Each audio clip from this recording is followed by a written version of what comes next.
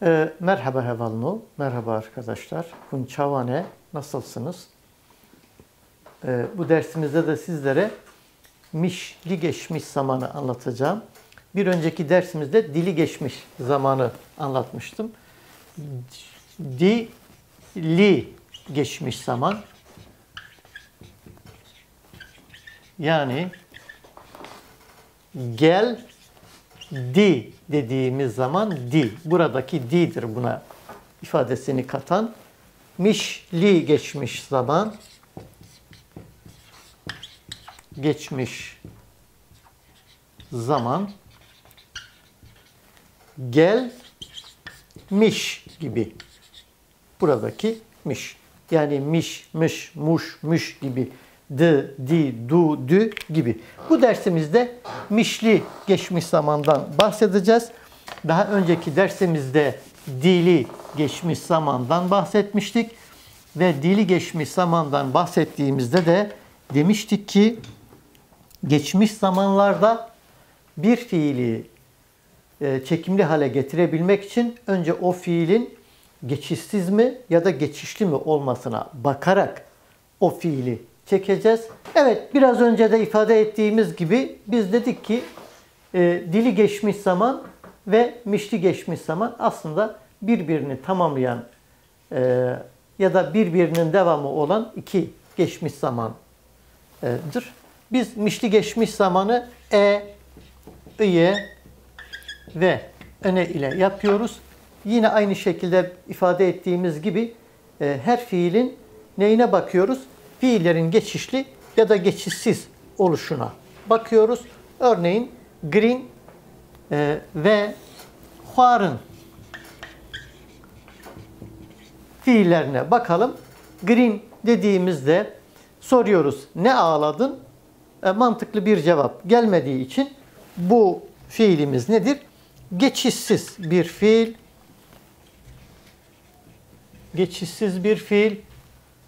Öyleyse bu geçişsiz fiilimizi hangi grup zamirimizde çekeceğiz? Estü, ev, em, hun, ev. Estü, ev, em, hun, ev. Ne mastarını çıkardığımız zaman fiil kökü nedir? Gri olarak kalıyor. Şimdi bu böyleyken huarına soralım. Ne yedin? Huarın neydi? Yemek. Ne yedin?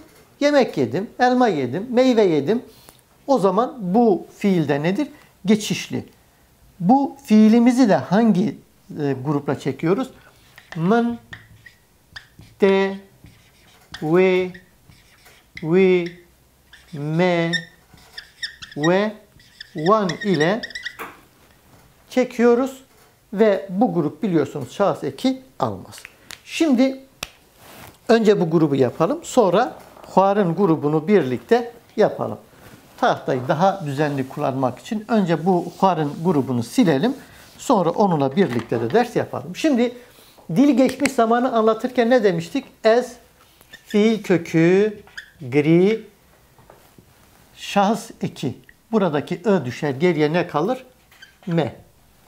Dü, gri, dü'nün şahıs eki biz y olarak kullanmıştık. Ev, gri. Demiştik ki dili geçmiş zamanda üçüncü tekil şahıs ek almaz. Em, gri. Burada ın yerine ne çoğul ekini kullanacağız. Gri.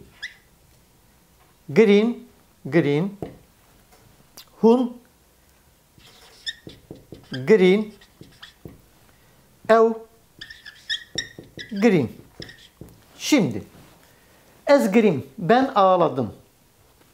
Tu gri, sen ağladın. D, di, du, dü demiştik ya. Ev gri, o ağladı. Em green, biz ağladık. Hun green, siz ağladınız. Ev green, onlar ağladılar. Şimdi bunu mişli geçmiş zaman yapacağız. Normal bu kalıp yerinde duruyor ve ona ne ekleyeceğiz? Mişli geçmiş zamanın ekini ekleyeceğiz. Ez gri me. Ben ağlamışım. Dü griyi normalde böyle de griye şeklinde yapmak yerine şu eki bazı yöreler gri diye ya da bazı kaynaklar gri diye kullanırken bazı kaynaklar da griye diye ifade ediyor. Kargaşa olmasın diye. Sen ağlamışsın. Buraya da ne ekleyeceğiz? Yine kaynaştırmayla birlikte griye mişli geçmiş zaman ekini ekleyeceğiz. Em gri ne? Biraz önce ne'yi kullanacağız demiştik. Gri ne? Hun gri ne? Ev gri ne? Burada ne çoğul ekini kullandık. Gördüğünüz gibi aslında dili geçmiş zamanla mişli geçmiş zaman arasındaki fark sonra eklediğimiz mişli geçmiş zaman eklerinden başka bir şey değil aslında. Mişli geçmiş zaman eki ekledik buraya. Onları çıkardığınız zaman tekrar dili geçmiş zamana dönüşmüş oluyor. Şimdi biraz önce dedik ki huarın. Huarını da hemen bunun yerine yazalım. Huarını da. Demiştik ki huarın fiili nedir? Huarın fiili geçişsiz, geçişli bir fiildir demiştik. Ne yedin dediğinizde elma yedim, armut yedim, yemek yedim. Huarın buradaki mastar nedir? Indır. Bunu çıkardığımız zaman geriye ne kalır fiil kökü olarak? Huar kalır. Geçişli bir fiil olduğu için hangi grup şahıs zamirini kullanıyoruz? Bu grubu kullanıyoruz. Mın, de, ve, vi, me, ve, van. Şimdi ne demiştik? Mın, huar dediğimizde dili geçmiş zaman. De, huar, dili geçmiş zaman. Ve, huar, dili geçmiş zaman. Vi, huar, dili geçmiş zaman. Me, huar, dili geçmiş zaman. Ve, huar, dili geçmiş zaman. Van, huar, dili geçmiş zaman. Onlar yedi. Şimdi bunu mişli geçmiş zamana çevirmek için bunun sonuna ek getiriyoruz. Huarı ye. Gördüğünüz gibi ye ekini getirdik ve ne yaptık? Mişli geçmiş zamana çevirdik. De huariye, van huariye, ve huariye, vi huariye, me huariye, ve huariye, van huariye. Gördüğünüz gibi iye ekini buraya getirerek dili geçmiş zamanda olan bu fiili mişli geçmiş zamana ne yaptık? Dönüştürmüş olduk. Dili geçmiş zamanı mişli geçmiş zamana dönüştürmüş olduk gördüğünüz gibi. Evet, tabii ki yine dili geçmiş zamanda ifade ettiğimiz gibi bir fiilin çekimini geçmiş zamanda yapabilmek için mutlaka fiilin geçişsiz ya da geçişli oluşuna bakacağız. Fiilin geçişli ve geçişsiz oluşunu tespit etmeden çekerseniz yanlış çekmiş olursunuz. Onu ifade edelim. Şimdi burada ne kaldı? Ne çoğulluk ifade eden ekimizdir. Onu da hemen diyelim ki mın, sev, huar. Ben elma yedim. Buradaki elma nedir? Buradaki elma bir tane elmadır. Bunu şimdi mişli geçmiş zamana çevirelim. Mın, sev, huar dili geçmiş zamandı. Hemen iye getirirsek yemişim olur o zaman. Huariye. Mişli geçmiş zaman oldu. Şimdi diyelim ki bu elma bir tane değil birden fazla elma. O zaman dili geçmiş zamanda da anlattığımız gibi men sevan huar demiyoruz da men sev huarın diyoruz. Çoğul eki buraya getiriyoruz. Bu dili geçmiş zaman oldu. Men sev huarın. Ben elmaları yedim şeklinde. Şimdi bunu mişli geçmiş zamana çeviriyoruz. Men sev xwarın ne? Öne geliyor bu seferde. Xwar zaten bizim fiil kökümüzdü. Xwarine. Buradaki öne çoğulluk ifadesi kattı. Birden fazla elmayı yediğimizi belirtti. Gördüğünüz gibi biz mişli geçmiş zamanı yapmak için dili geçmiş zamanın sonuna ıye ve öne eklerini getirerek bu fiili yapıyoruz. Bu fiilin çekimini gerçekleştiriyoruz. Evet arkadaşlar, bunu birlikte okuyarak bir de bunların olumsuzu ile ilgili de bir kısa anlatım yapıp bitirelim bu dersimizi. Min xwariye, te xwariye, we xwariye, we xwariye, me xwariye, ve xwariye, wan xwariye. Yine burada min sev xwar, ben elma yedim. Min sev xwariye, ben elma yemişim. Min sev xwarın, ben elmaları yedim. Min sev xwarine, ben elmaları yemişim. Biri dili geçmiş zaman, mişli geçmiş zaman. Dili geçmiş zaman, mişli geçmiş zaman. Hemen bir de bu iki zamanımızın olumsuzunu da ifade edelim. Dersimizi tamamlayalım. Bezin.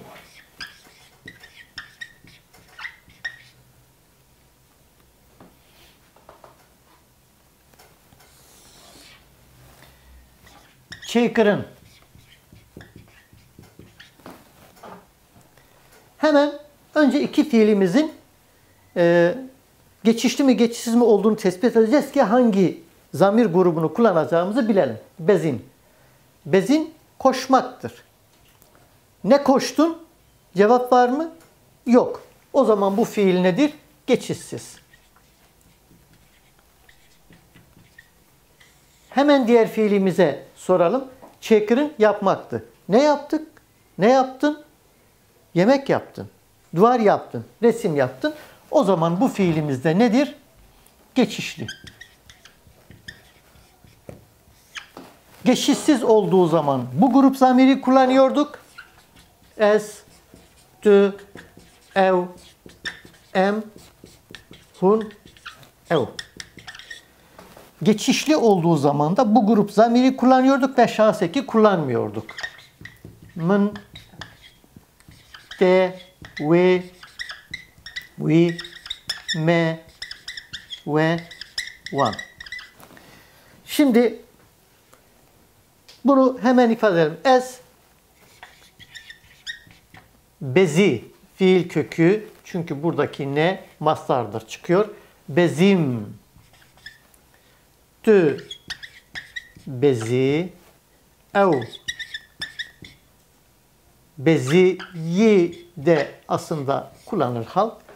Bezi, em, bezin, hun, bezin, ev,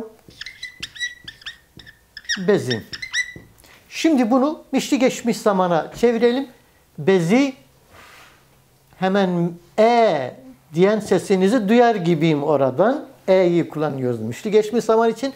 Demiştik ki buna kargaşa olmasın diye y yerine y koyabilirsiniz. Bezi, y, bezi demiştik ne kullanıyoruz? Bezi, ne, bezi, ne. Evet, bu normalde nedir?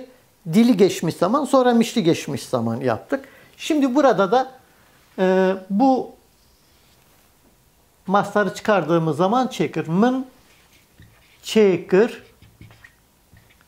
de, çekir, ve, çekir, me, çekir, ve, çekir, ve, çekir, wan, çekir. Hemen bunu mişli geçmiş zamana çevirelim. Neyi? İye. İye'yi getirelim. Çekir, riye, çekiriye, çekiriye, çekiriye, çekiriye, yapmışım, yapmışsın, yapmış, yapmış, yapmışız, yapmışsınız, yapmışlar. Gördüğünüz gibi aslında şeyi aynı. Şimdi olumsuzunda bununla başlayalım. Yine şu sondaki miş eklerini kaldıralım. Kaldırdık miş eklerini. Evet.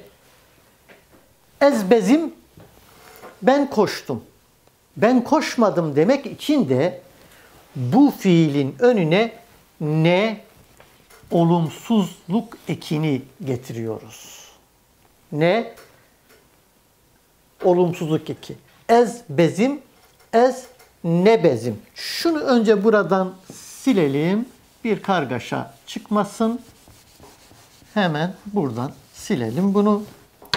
Ez bezim olumsuzunu yaparsak bunu ez ne demiştik olumsuz ya. Ne bezim. Yani ben koşmadım. Tü beziyi tü ne olumsuzluğunu getiriyoruz. Beziyi.